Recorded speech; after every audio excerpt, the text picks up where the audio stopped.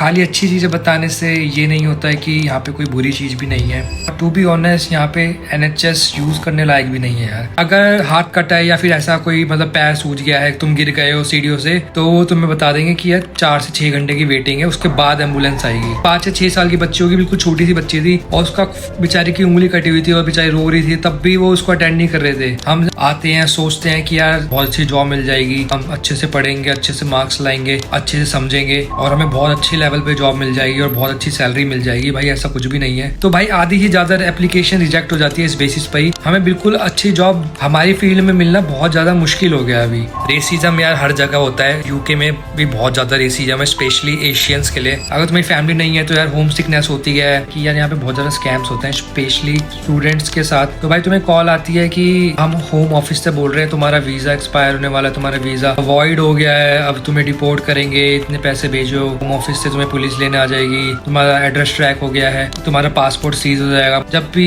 University advertise करती है कि भाई हमारी यूनिवर्सिटीज में प्लेसमेंट है, तो भाई वो सारा फॉल्स होता है। अगर तुम इलीगल काम कर रहे हो तो यहाँ पे बहुत ज्यादा रेट्स पड़ती है, और अगर उन्होंने तुम्हें देख लिया और उनको पता चल गया कि भाई तुम स्टूडेंट हो, एक्स्ट्रा काम कर रहे हो, कैश पे काम कर रहे हो, तो भाई वो सीधा डिपोर्ट करते हैं, वो कुछ नहीं सुनते। हेलो गाइस, कैसे हो सारे। तो भाई आज का टॉपिक बहुत ज़्यादा इंपॉर्टेंट होने वाला है, क्योंकि आज मैं सीधा सीधा बात करने वाला हूँ डार्क रियलिटी ऑफ यूके के बारे में। क्योंकि यार मैं तुम्हें अच्छी चीज़ें बताई है तो पूरी पिक्चर तुम्हें तभी दिखेगी जब मैं यहाँ की डार्क रियलिटी के बारे में बात करूँ। ये बड़ी अच्छी बात कही आप, और तुम यार फिर अच्छे से डिसीजन ले पाओ कि यार ये कंट्री तुम्हारे लिए ठीक है या नहीं है। क्योंकि यार खाली अच्छी चीज़ें बताने से ये नहीं होता है कि यहाँ पे कोई बुरी चीज़ भी नहीं है। तो यहाँ पे यार बहुत ऐसी चीज़ें हैं और बहुत सी चीज़ें तुम्हें जाननी ज़रूरी है यहाँ पे आने से पहले, ताकि तुम उसके लिए रेडी रहो और तुम अपना डिसीजन बना पाओ कि तुम्हें आना चाहिए या नहीं आना चाहिए। तो भाई पहले तो वीज़ा की बात कर लेते हैं। यहाँ की जो वीज़ा फीस है वो बहुत ज़्यादा एक्सपेंसिव है और हमें NHS की फीस भी देनी पड़ती है और हेल्थ केयर की भी फीस देनी पड़ती है। वो सारी फीस हमें देनी पड़ती है। और टू बी ऑनेस्ट यहाँ पे NHS यूज करने लायक भी नहीं है यार। अगर तुम्हें यहाँ पे कोई बीमारी हो जाती है या फिर तुमने कुछ भी फीवर हो जाता है तो NHS इस लायक भी नहीं है कि तुम वहाँ पे जाके अपॉइंटमेंट लो और तुम्हें अच्छे से ट्रीटमेंट मिल जाए। इससे बेटर है तुम घर में पैरासीटामोल या फिर कुछ खा लो, क्योंकि इमरजेंसी में अगर तुम यहाँ पर जाओगे तो वो तुम्हें अपॉइंटमेंट ही नहीं देंगे। पहली बात तो इमरजेंसी में भी जाकर अगर तुम हॉस्पिटल में डायरेक्ट जा रहे हो ना, तो वो भी 2-2 घंटे 3-3 घंटे भाई वेट कराते हैं वो। तो गाइस यहाँ पे जो एम्बुलेंस है वो प्रायोरिटीज बेसिस पे काम करती है और ये लोग खुद ही डिसाइड करते हैं कि भाई क्या चीज प्रायोरिटी है क्या नहीं है। जितना मेरे को नॉलेज है, जितना मेरे को पता है, और अगर हाथ कटा है या फिर ऐसा कोई मतलब पैर सूज गया है, तुम गिर गए हो सीढ़ियों से, तो वो तुम्हें बता देंगे कि यार 4 से 6 घंटे की वेटिंग है, उसके बाद एम्बुलेंस आएगी। क्या बोलूं क्या अब मैं कुछ बोल ही नहीं सकता। तो यार तुम क्या करोगे बताओ। तुम्हारा हाथ कट गया और तुम बैठ के वेट कर रहे हो, क्या सेंस है इस चीज की। इससे बड़े तुम घर में ट्रीटमेंट नहीं कर लोगे। और अगर तुम हॉस्पिटल में जा रहे हो तब भी तुम्हारा हाथ कटा हुआ है ना, मैंने देखा है भाई। मैं जब लास्ट टाइम गया था, एक छोटी सी बच्ची थी, तो वो बेचारी बच्ची की उंगली कटी हुई थी, उनमें इतनी भी सेंस नहीं है। वो वहां पे बेचारी बैठी हुई थी, उसका ब्लड गिर रहा था नीचे, और वो उसके बाप से फॉर्म भरवा रहे हैं कि भाई उसकी एज क्या है और एड्रेस क्या है, तुम्हारा फोन नंबर क्या है, ईमेल ID क्या है। और उसके बाद भी भाई मेरे को 1 घंटा तो मेरे को हो गया था वहां पे बैठे हुए। 1 घंटे तक तो भाई उनका प्रोसीजर स्टार्ट भी नहीं हुआ था। वो बेचारी 6 साल की बच्ची होगी, 5 से 6 साल की बच्ची होगी, बिल्कुल छोटी सी बच्ची थी, बेचारी की उंगली कटी हुई थी और बेचारी रो रही थी, तब भी वो उसको अटेंड नहीं कर रहे थे। ये नहीं कि उसको पट्टी बांध दे।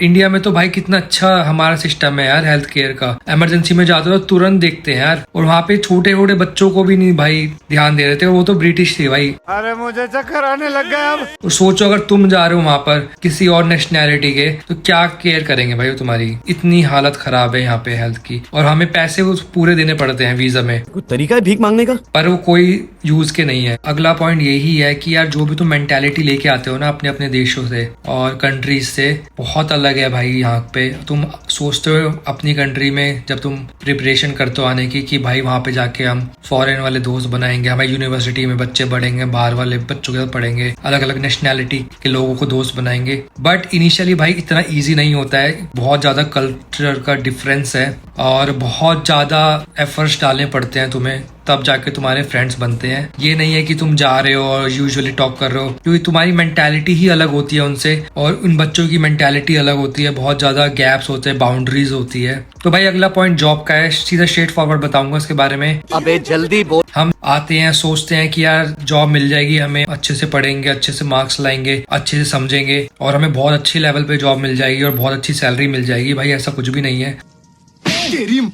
Sorry sir. क्योंकि हमें जो वीजा मिलता है स्टडी के बाद, जो PSW मिलता है, वो हमें सिर्फ 2 साल का मिलता है। और जब भी हम एप्लीकेशन भरते हैं जॉब इंटरव्यूज की या फिर जॉब एप्लीकेशन भरते हैं, तो उसमें ऑप्शन होता है, उसमें तुम्हें स्टेटस पूछा जाता है कि तुम्हारा स्टेटस क्या है वीजा का। उसमें हम भरते हैं कि हमारे पास ग्रेजुएट वीजा है, PSW है, स्टूडेंट वीजा है। तो भाई आधी ही ज्यादा एप्लीकेशन रिजेक्ट हो जाती है इस बेसिस पर ही, क्योंकि उनको पता है कि भाई 2 साल बाद उनको स्पॉन्सरशिप देनी पड़ेगी और 2 साल बाद अगर उनके पास लाइसेंस नहीं है कंपनी के पास, अगर लाइसेंस है तो उनको पैसे देने पड़ते हैं, तो तुम्हारी एप्लीकेशन पढ़ते भी नहीं है, रिजेक्ट हो जाती है। क्या बात कर रहे हैं? और कुछ लोग इंटरव्यूज में भी रिजेक्ट कर देते हैं, क्योंकि जो मेंटालिटी होती है ना यार एम्प्लॉयर की, वो यही सोचता है यार कि उसको मैं 2 साल तक, चल बहुत अच्छा टैलेंट भी है, बहुत अच्छी स्किल्स भी है, बट 2 साल बाद तो चले ही जाएगा ना ये बंदा, या 1 साल बाद चले ही जाएगा, तो फिर मैं इसको अपने रिसोर्सेज और सारे मतलब जो ट्रेनिंग के पैसे हैं, इन सबको मैं क्यों वेस्ट करूं। मैं किसी ऐसे बंदे को पकड़ूंगा जिसके पास यहाँ पे सिटीजनशिप है या फिर PR है यहाँ की, ताकि वो लॉन्ग टर्म के लिए उसको यूज कर सके। तो इसलिए भाई लॉन्ग टर्म का सोचकर यहाँ पे हमें जॉब मिलना बहुत ज्यादा मुश्किल हो जाती है, और मिल भी जाती है तो हमारी फील्ड में नहीं मिलती है, हमें किसी और फील्ड में जॉब करनी पड़ती है, थोड़ा बहुत कॉम्प्रोमाइज करना पड़ता है। तो ये वाला पॉइंट बहुत ज्यादा इंपॉर्टेंट है कंसीडर करने के लिए। अगर तुम्हारे पास अच्छा खासा एक्सपीरियंस है इंडिया से, तो तुम्हारे चांसेस हैं यहाँ पे कि तुम यहाँ पे अच्छे से डिग्री कर रहे हो और एक्सपीरियंस है, तो तुम्हें जॉब मिल सकती है। फ्रेशर्स के लिए बहुत ज्यादा मुश्किल है। अरे झूठ बोल रहा है, ये झूठ बोल रहा है। भाई अगला पॉइंट है रेसिज्म। भाई रेसिज्म हर जगह पर होता है और मैंने इसके लिए एक प्रॉपर वीडियो बना रखी है, तुम देख सकते हो, मेरे एक्सपीरियंस देख सकते हो खुद के 2-3 साल में को यहाँ रहने के बाद क्या एक्सपीरियंसेस हुए हैं। और रेसिज्म यार हर जगह होता है, यूके में भी बहुत ज्यादा रेसिज्म है, स्पेशली एशियंस के लिए, एशियंस या फिर ब्लैक पीपल, इनके लिए रेसिज्म काफी ज्यादा है। पर ब्लैक पीपल के लिए इतना नहीं है जितना एशियंस के लिए। यार एक मेंटेलिटी बनी हुई है यहाँ पे लोगों की कि यार एशियंस है, इंडियंस है, पाकिस्तानी है, तो यार वैसे होंगे, ऐसे होंगे, तो थोड़ा सा वो गैप भी बना लेते हैं, वो बाउंड्री सेट कर लेते हैं। तो रेसिज्म तुम्हें कहीं पे भी और कभी भी फेस करना पड़ सकता है यूके में। और स्पेशली जो अनएजुकेटेड लोग होते हैं उनके साथ ज्यादा देखने को मिलता है। जो होमलेस पीपल है वो वैसे ही उनका दिमाग खराब रहता है, तो उनके साथ तुम रेसिज्म फील हो सकता है। तुम मेरी वीडियो देख सकते हो वाली जिसमें मैंने बता रखा है। तो रेसिज्म है भाई एक इंपॉर्टेंट टॉपिक। भाई अगला टॉपिक है मेंटल हेल्थ। तुम यहाँ पे आते हो तो यार इनिशियली ठीक रहता है, यूनिवर्सिटी लाइफ ठीक रहती है तब तक, क्योंकि तुम्हारे दोस्त वगैरह होते हैं। आफ्टर दैट तुम्हें यार आइसोलेट फील होता है, क्योंकि यार यहाँ का वेदर इतना खराब है। समर्स अच्छा है भाई, समर्स के 3 महीने बहुत अच्छा है, बट विंटर्स में पूरा ग्रे रहता है, डिप्रेस रहता है और आइसोलेशन फील होता है भाई। अगर तुम्हारी फैमिली नहीं है तो यार होम सिकनेस होती है और मेंटल हेल्थ खराब हो जाती है भाई एक टाइम पे आकर। मतलब बहुत ज्यादा तुम्हें स्ट्रॉन्ग रहना पड़ता है। लाइफ बैलेंस रखोगे तो बढ़िया है, बट एक डिस्टर्बेंस हो जाती है थोड़े टाइम बाद। और जॉब में भी अगर अच्छा नहीं चल रहा है और तुम्हें रेसिज्म और मतलब ये सारी चीजें तुम्हें फेस करनी पड़ती है, तो मेंटल हेल्थ का बहुत ज्यादा ध्यान रखना पड़ता है। यहाँ पे बहुत सारे लोगों की मेंटल हेल्थ में देखता हूँ कि खराब रहती है। तो भाई नेक्स्ट टॉपिक स्कैम्स का मैं बताना चाहूंगा तुम्हें कि यार यहाँ पे बहुत ज्यादा स्कैम्स होते हैं, स्पेशली स्टूडेंट्स के साथ, क्योंकि जब वो आते हैं तो पहले तो उनको हाउसिंग के साथ स्कैम हो जाता है। अगर तुम किसी देसी बंदे के अंडर घर ले रहे हो तो भाई वो बहुत ज्यादा एक्सप्लॉइट करता है। उनको पता है कि भाई तुम्हारी मेंटालिटी कैसी है, तुम्हारा डिपॉजिट ले लेते हैं, वो वापस नहीं करते हैं, कहते हैं तुमने गंदा घर छोड़ दिया है, कोई भी तुम्हें खर्चे गिनवा लेते हैं, तुम्हारा डिपॉजिट काट लेते हैं, कॉन्ट्रैक्ट तुम्हें फेक दे देते हैं कई बार, कभी भी तुम्हें कह देंगे कि अब तुम्हें निकलना पड़ेगा घर से, और कई बार तुमसे डिपॉजिट ले लेते हैं, घर भी नहीं देते हैं। बहुत ज्यादा एजेंसीज वगैरह होती है जो फेसबुक मार्केट वगैरह पे तुम घर ढूंढते हो या फिर सोशल मीडिया के थ्रू।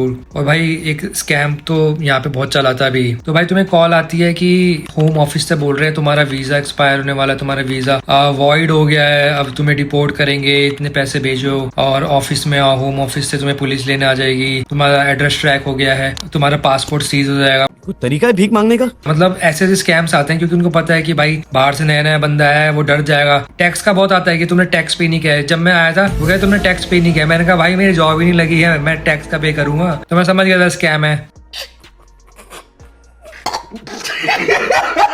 तो भाई ये स्कैम स्टूडेंट्स के साथ बहुत ज्यादा होता है, तो इसके लिए भी ये बहुत ज्यादा अवेयर रहना पड़ता है। ये भी एक बहुत ज्यादा डार्क रियलिटी है यूके की।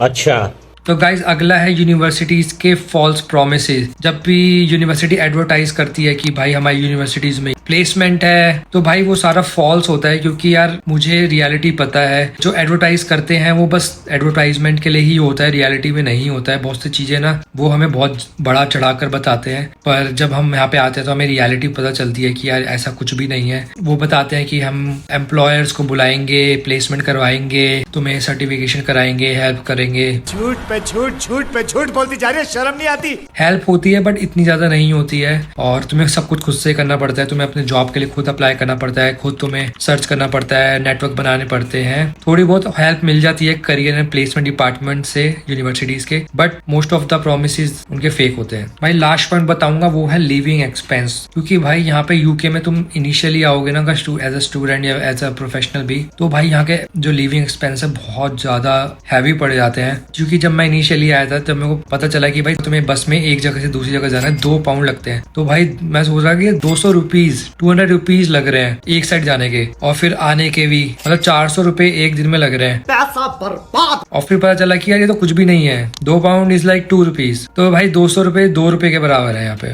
तो समझ जाओ कि यार कितना एक्सपेंसिव है। अब तो यार और भी बढ़ गया है। जॉब के बाद फिर भी ठीक रहता है, क्योंकि तुम जब पाउंड्स में कमाने लग जाते हो तुम फिर कैलकुलेट नहीं करते हो भाई इंडियन करेंसी वगैरह में, और फिर तुम उसी हिसाब से उड़ाते हो पैसे। बहुत पैसा है भाई साहब, मेरे पास बहुत पैसा है, इतना पैसा है कि मेरे पे रखने के लिए जगह नहीं है। और फिर भी भाई अगर तुम लंदन में रह रहे हो तो भाई तुम कितना ही कमा लो तब भी तुम्हें पैसे कम पड़ जाते हैं। यहाँ पे रेंट वगैरह इतना सारा महंगा है। एक मैंने वीडियो बना रखी है, तुम वो देख सकते हो, मतलब लिविंग कॉस्ट की क्या क्या कॉस्ट पड़ जाती है, मैं कितना पे कर रहा हूँ। तो यार उस हिसाब से बहुत ज्यादा एक्सपेंसिव पड़ जाता है लिविंग कॉस्ट। और स्टूडेंट जब आते हैं ना इनिशियली यहाँ पे, क्योंकि 20 आवर्स अलाउड है उनको, तो यार वो इलीगल काम करने लग जाते हैं, रेस्टोरेंट्स में काम करने लग जाते हैं, और अपनी लाइफ को इतना ज्यादा रिस्क में डाल देते हैं, अपने वीजा को इतना ज्यादा रिस्क में डाल देते हैं। अगर तुम इलीगल काम कर रहे हो तो यहाँ पे बहुत ज्यादा रेट्स पड़ती है, और अगर उन्होंने तुम्हें देख लिया और उनको पता चल गया कि भाई तुम स्टूडेंट हो, एक्स्ट्रा काम कर रहे हो, कैश पे काम कर रहे हो, तो भाई वो सीधा डिपोर्ट करते हैं। वो कुछ नहीं सुनते, कोई भी तुम्हें एक्सक्यूज हो कुछ भी नहीं सुनेंगे, वो सीधा रिपोर्ट करते हैं तुम्हें। अरे देवा।